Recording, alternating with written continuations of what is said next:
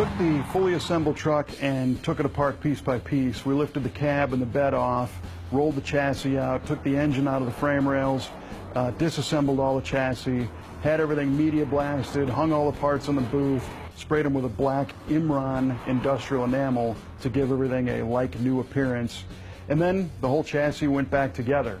While the chassis was being reassembled, we took the opportunity to install some new parts where they were needed, new brake pads, new wheel bearings, new Bilstein shocks, but overall it was just put the whole thing back together. And while that was happening, the crew did some more metal work on the bottom side of the cab.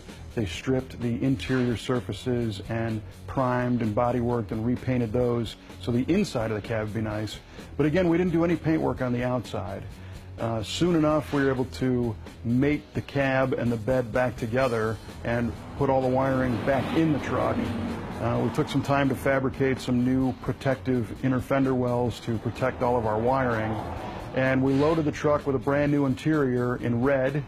We had the seat recovered, we put a new dash pad in, new gauge bezels, you know, all the little details that make the truck nice and new on the inside. One of the nice details in the truck is a brand new wooden steering wheel that we sanded and applied an automotive clear coat. So the wheel is nice and shiny, but it's got a great feel and it has that rich wood texture. And this is something that would have come in a 1969 truck if you ordered one special. Now the truck is back together, we sent it to the alignment shop and had the alignment done properly and took it to the dyno shop to do some tuning on it.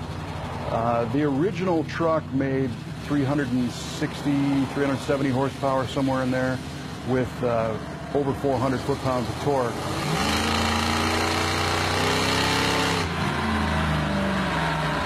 Through the results of some tuning and our new air intake, we were able to put some power numbers down that exceeded those.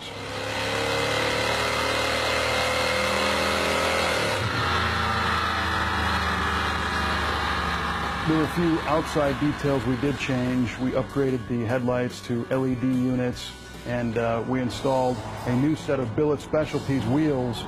These are the same width and diameter as the 2002 Lightning, so they fit really well, but they added kind of a classic look because as we were building this truck, people kept asking us about the blocky style wheels from the 2002 truck. And those actually didn't look bad, but we wanted to make this truck look very much like it did when it came into our shop, which required a classic chrome 5-spoke style wheel.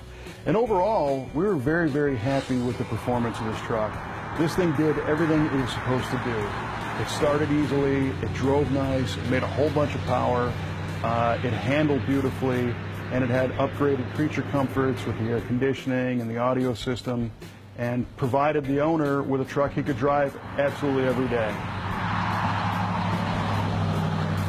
We do a lot of these projects where we put modern drive lines into older vehicles, and it was kind of neat that Ford had a 2002 Lightning platform that was close enough to where we could do this truck without having to completely reinvent the wheel.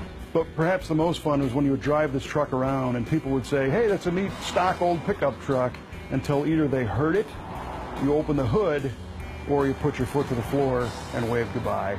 You can see more of the build of this truck on our website at vatvshow.com/F100.